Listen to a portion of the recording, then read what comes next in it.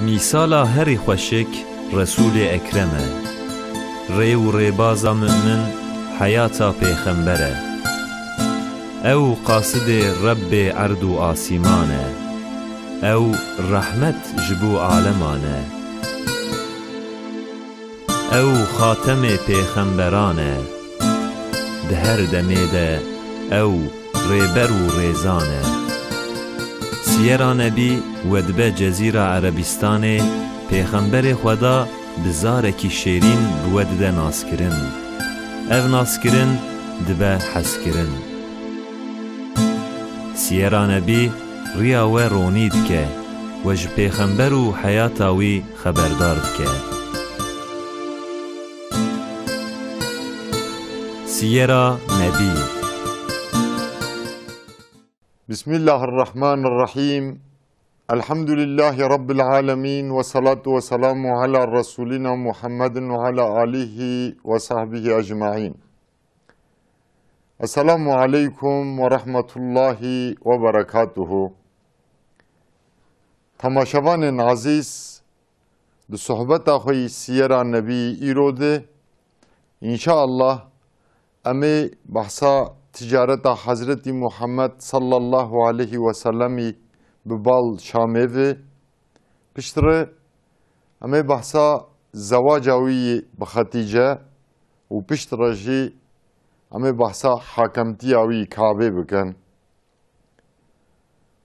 حضرت محمد صلی الله علیه و سلم روژا گو بیر بر حتی برسالت هاتی ارکدار کرن ده ناوا گل قریشی ده گلک هاتی حس کرن هر دمه قریشیا وصف و پس نوی بقنجی دانه حتی ده صحبت آخوی بورید جی معانی بو زمان هی عمری 23 سال بو لقب امینتی لیکره بون چونکی وی ده هر وارد مقاطعی لجینا خویی گوتکلی یان شرک و کفره نبده کر جبر ویه که رسول خدا صلی الله علیه و سلم ده نوا قریشی آده ده ها تحس کرن شخوا به ویس دم لقب امینتیه لیکره بون دوی دما گو عمری 23 ساله مشرک قریشی لقب امینتی لیدکن لمکه پیرکک بناوی خدیجه کچا هویلد جی به تجارت ادبلی حضرت خدیجه پیرکک جنابی بو فقط دولمند بو جی دولمند مکی به هجمار بو خدیجه جارنا به حق انسان یعنی بکری انسان دگرتن و مال دکری او انسان بماله خور دشان دشامه فقط پر جارا ایخانت بماله خدیجه را دهات کرن یعنی ایگو ماله و دبروتانی ایخانت پیره دکرن دوی دمه ده درکتنا جنایی جبو سفر تجارت ده ناوا گل عرب ده عیب دهات دیدن کیمانی دهات دیدن گل عرب لبینا مقاطعی دکر یعنی جن چقاس دولمند واناجی در ندکتن سفر تجارتی خدیجه جی اب گونشوپیا گل قریشی محافظه دکر و پر جارا انسان بکری بمالی خوردشان فقط جبرگو ایخانت بمالی ویر دهات کرن خدیجه هاتبو درنجا گو ایدی جی تجارت عوف بو دوی هنگاما گو خدیجه بتجارت دبلی و لقب امینتی لمحمد علیه السلام هاتی کرن دناوا خلق مکه ده اب لقب تی بهیستن تی بلا کرن خدیجه جی دبهیزه گو لقب امینتی لمحمد کره عبدالله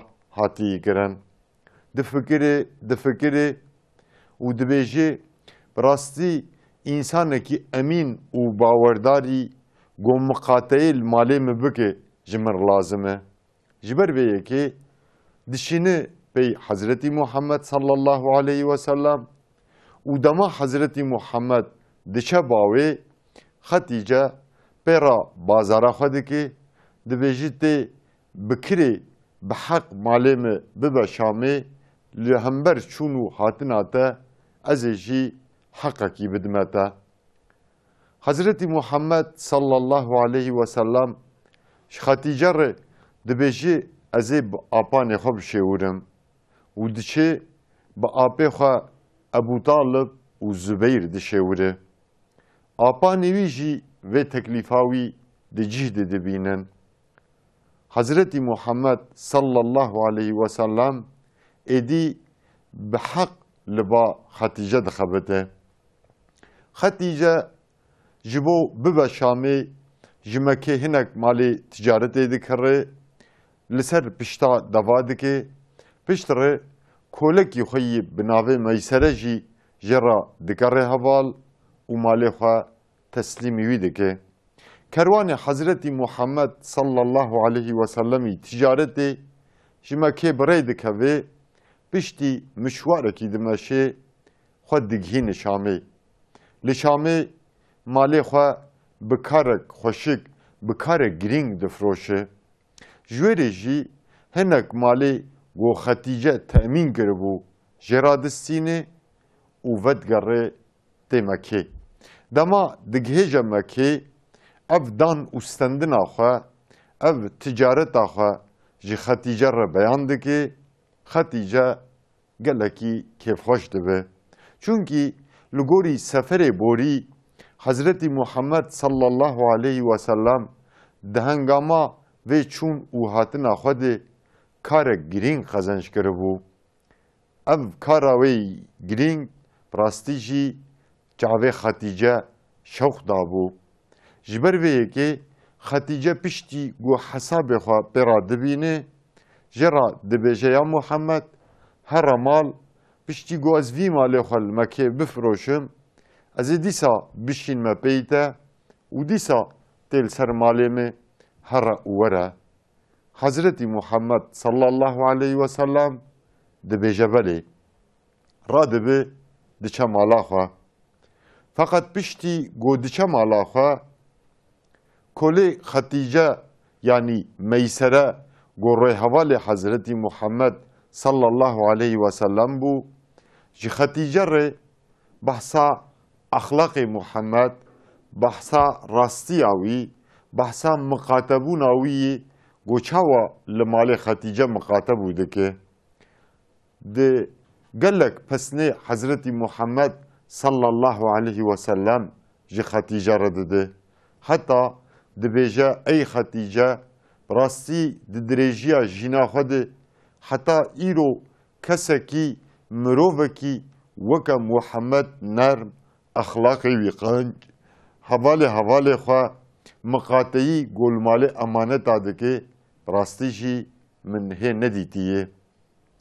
Dema got bi vê pesindanê pesnê Hazreti Muhammed sallallahu aleyhi ve sellem dide, heskirina Hazreti Muhammed sallallahu aleyhi ve sellem dikeve dilê Hatice. Hatice çend roja difikire. Difikire dibe gelo ez teklîfa zewacê ji Muhammed re bişênim wê qebûl bikî yan na. Halbûkî Hatice pîreke gelek dewlemend bû di Mekê de. Gelek eşrafê weke Welîdê kurê Mughîreyê got serekwezîrê Mekê bû, teklîfê zewacê jê re dişandin.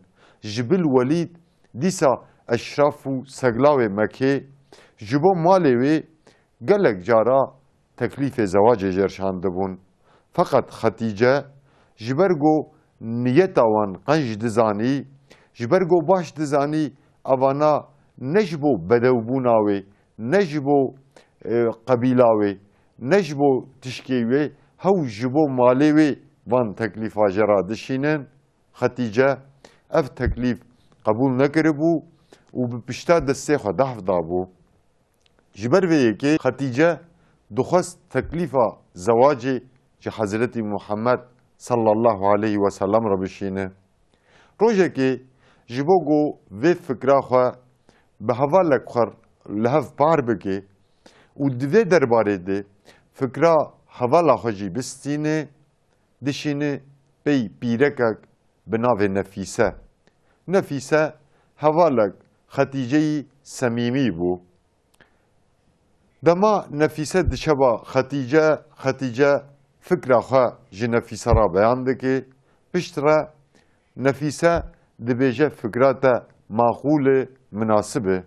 Muhammedê kurê Abdullah bi rastî jî di nava bajarê Mekê de di nava Qureyşiya de bi emîntî, ewledarî û sozdariya xwe deng dayê û ji xwe xortekî nûhatiyê ciwanê em bawerin got teklîfa zewacê jê re here vê teklîfê pişûnda venagerîne. Xetîce radibe vê pîreka hevala xwe yî bi navê Nefîse dişîne ba Hezretî Muhammed sallallahu aleyhi ve sellem.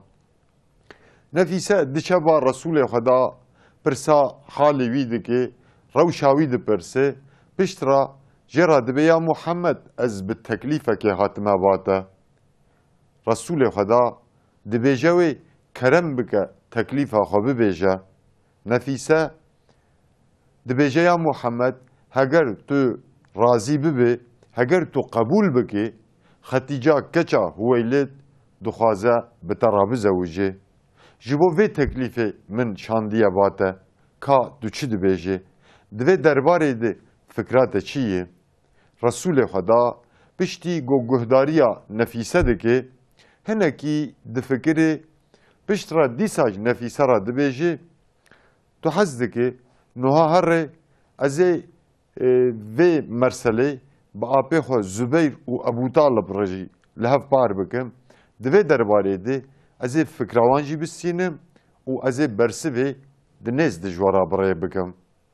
Nefîse piştî got diçe, Resûlê Xweda diçe ba apanê xwe vê teklîfa Xetîce bi apanê xwe li hev par dike, pişt re fikra wan distîne. Apanê Resûlê Xweda Ebû Talib û Zübeyr vê teklîfê di cih de dibînin û diecibînin. Li ser vî awayî apê Resûlê Xweda Zübeyr û Ebû Talib diçin Xetîca keça Hüweylid ji apê wê dixwazin û apê wê piştî got bi wê dişêwirê li hember 20 deva mehra Xetîca keça Hüweylid û Muhammedê kurê Abdullah tê birên. Bi vî awayî umrê Xetîca keça Hüweylid li gorî rîwayeta çil, fakat hinek dîrokvanê İslamê di vî warî de dibêjin sî, heta hinek dîrokvanê İslamê dibêjin umrê Xetîce di wê demê de sîh û 5 sal bû. Fakat salê umrê wê ji mer nederdi, yan ji mer bi qîmet got Xetîca keça Hüweylid û Muhammedê kurê Abdullah bi hev re dizewicin. Roja got ev zewac bi kar tê anîn, kolakî Xetîceyî bi navê Zeydê kurê Haris hebû. Xetîce vî kolê xwe xilatî Hezretî Muhammed sallallahu aleyhi ve sellem dike. Ji xwe di sohbetê xwe yî pêş de înşallah di derheqê vî kolî de, yanî di derheqê Zeydê kurê Haris de tiştî bi rewşî got em ê jê hevdû xeberdar bikin heye. Ji ber got ji dervî sohbeta me yê îro em nakevin jiyana Zeyd.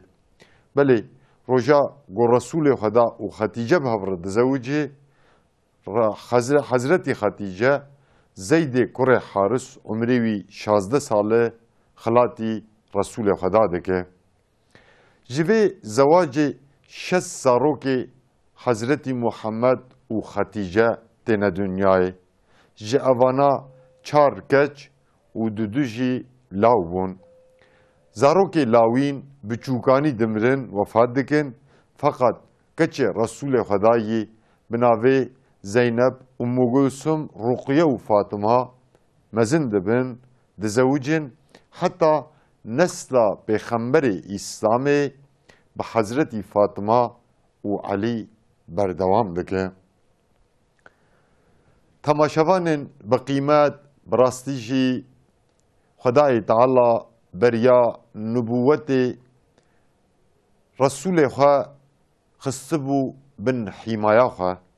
Beriya nubûwetê ew qonaxê tengî ku wê pêxemberê İslamê yeko têda derbas biba, hê beriya nubûwetê Xwedayê Teala jê re pîbar û alîkar amade dikirin, deqene duwan rojê zor û zehmet de Resûlê Xweda bêhêvî nebe. Deqene duwan rojê zor û zehmet de hinek pîbar û alîkar ji paş de wî hemêz bikin û jê re bibine hêz û quwet. Hem jê re hem jî ji dawa wî re bibine hêz û quwet. Xwedayê Teala pîrekek maldar li Meka Mukerrem navê wê Xetîca keça Huweylid musexer kiribû ji bo ku bi qasidê wî pêşerojê re bizewiciya. Teqdîra Xweda ev pîreka pak û paqij û qelbê wê bi hezkirina Hezretî Muhammed sallallahu aleyhi ve sellem hatibû neqişandin, di pêş da wê biba ji pîrekê Müslümana heta ji pîrekê hatinê dunyayê ji wan çar pîreka wê biba pîrekek herî neqane û biqîmet. Çunkî Xetîce pîrekek gelek maldar bû, dewlemend bû, xweyî namûs bû, kîbar bû, zana bû, însanek bi rastî jî di her warî de dilnizm, pîbar û alîkar bû. Xwedayê Teala wê ji Resûlê xwe re ji qasidê xwe yî pêşerozê re mînak û wezîrekî beriya nubûwetê amade kiribû. Ji xwe dema ku di heyata wî rîsaletê de dema ku em dibînin di rojê teng de nexasim di salên embargo de Xetîca keça Huweylid ew malê xwe yî ku ji salê salan de dabû serhev, ew malê xwe yî ku bi tehb û sabek herî mezin civan dibû, kom kiribû, em dibînin tev di xizmeta riya Xweda de, di xizmeta İslamê de em dibînin xerç kiriye. Di vê zewacê de yan bi qîmet Resûlê Xweda teklîfa zewacê ji Xetîce re neşandibû. Heta di dema şandina teklîfa wê yî yekem de negotibû erê. Ti maya malê wê nekiribû Pêxemberê İslamê. Dema teklîf jêr şahatibû, fikirî bû, xwestibû di vê derbarê de fikara apê xwe jî bistîne. Ev jî di rêdan ku beriya rîsaletê jî Resûlê Xweda sallallahu aleyhi ve sellem daxwaziya wî dunyê gelek tune bû. Beriya rîsaletê jî hem û xema wî ne dunya û timaya dunyê bû. Di vî warî de bi rastî jî Resûlê Xweda sallallahu aleyhi ve sellem tarîx xemilandiye, jiyana wî beriya nubûwetê tarîx xemilandiye.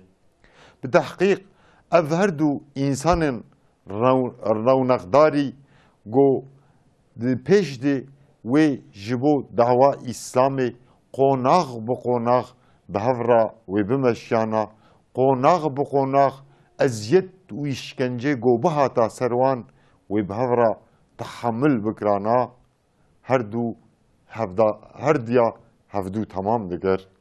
Belê Xetîca keça Huweylid di tevê merhelê dawê de, di tevê qonaxê dawê de, di hemî mijara de, di hemî tengî û taliya de her dem Resûlê Xweda tesellî kiriye. Jê re bûye pîbar û alîkar. Resûlê Xweda sallallahu aleyhi ve sellem jî di dirêjiya jîna xwe de gelek ji Xetîca keça Huweylid hez kiriye. Heta di derbarê wê de gotiye pîrekê ümmetê yî neqane çar kesin, yek civana jî Xetîca keça Huweylid e. Xwedayê Teala Xetîca maldar باقل و خوی عیفت جی قاصد خوی پیشهاتیر آماده کربو.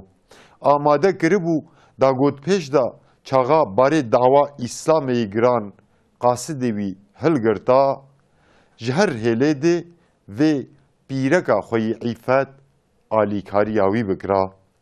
بگمان ختیجه دوی بابت ده درجیا جیانا خوده ده درجیا مرحله دعوا اسلام ده خدمت و خبات نی هری گرین کرنه. ختیجه ده امتحان محمدی مزنده ده مجادلاوی سرفرازی ده براستی جی جرا بوی دوست حوال لشکر و آلیکار او بخوا وان خصوصیت خوی هجا و بلند ده حدیث خود وها بیان دکه رسول خدا ده بیجی بگمان چاغا همی کسان من شرمزاندن من لوماندن من درواندن ختیجه کچا هویلت من تصدیق کر همی کسان ظلم و نحقیل مکر و هر دمه من تسلی دکر و جبرین من ره ختیجه کچا هویلت هر دمه دبو درمان جبرین من ره دبو آلیکار جبروان خصوصیت وی بقیمت رسول خدا صلی الله علیه و سلم ده در حق وی ده دیسا وها گوتیه به تحقیق لأردو آسیمانا پیرکن هری قنجی لبا خدا مریم کچا عمرانه لپی ویجی دناوا امتا اسلامه ده یعنی دناوا امتا من ده ختیجه کچا هویله ده براستی تماشاوان بقیمت ختیجه کچا هویله جی پیرک امت ره نخاسم جی پیرک برای می دعوتوان ره ده همی واران ده بویا مستره و نمونه چاوا ختیجه ده تنگای ده دفراهه ده دبو پیبار و آلیکار ده تنگای ده دبو لشکر به همی تشت خواه پیبارتیا پیغمبر اسلام دکر خوش که ما یعنی پیرک برای می دعوتوان جی دویگو ختیجه کچا هویلت تقلید بکن داگو روژا محشری او جی به ختیجه ره به فاطمه ره به آسیا ره به مریم ره هر نه میدانا محشری ختیجه کچا هویلت راستی جی ده سالین هاتنا وحیه اول ده رسول خدا گلک تسلی گریه رسول خدا صلی الله علیه و سلم دما گلک عاجز بویه قهریه دما ظلم و نحقی لهاتیه کرن چویی لماله دهندر مالا خود لبا ختیجه تسلی بویه لبا ختیجه حضور دیتیه دوی گو تبی خوشکه ما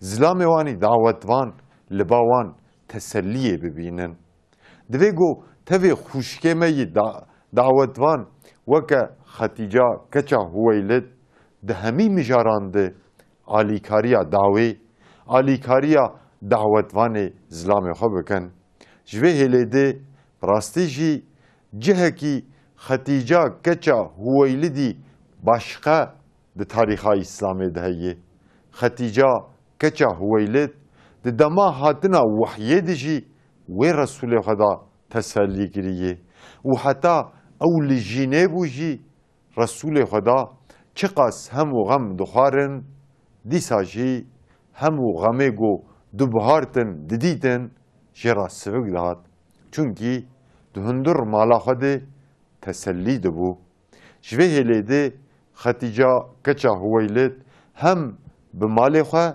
هم جی به جان خواه خدمت دعوی اسلامی کریه ختیجه کچا هویلد به مال خواه خدمت دعوی اسلامی کریه مسلمانا جمالوی استفاده کریه به جان خواه خدمت دعوی اسلامی کریه گلک جن مکه به صدم دعوت آوی ایمان بخدا و رسولوی آنینه جی پیغمبر اسلام ره ده مالا پیغمبر اسلام ده میناک معلمه که بو Xatîca keça Huweylid çünkü dêtî ji zarokê wî rekiriye û zarokê gojwê welidîne nesla Resulê Xweda bi wan berdewam kiriye. Fatıma keça Xatîce bû û nesla Pêxemberê İslamê bi Xatîce berdewam kiriye. Ji ber vê yekê dema got Xatîca keça Huweylid ji vê dunya fanî xatir dixwaze bar dike diçe qatê Rebbê xwe Pêxemberê İslamê wê salê di dîroka İslamê de sala huznê elan dike. Navê wê salê dikine sala huznê çünkü rastî jî barkirina Xatîceyê ji vê dunya fanî huzn bi ser ehlê îmanê de anî bû. Hazretî Xatîce rahm û razîbûna Xweda li ser bê ne ji bo Pêxemberê İslamê bi tenê bi menfaat bû.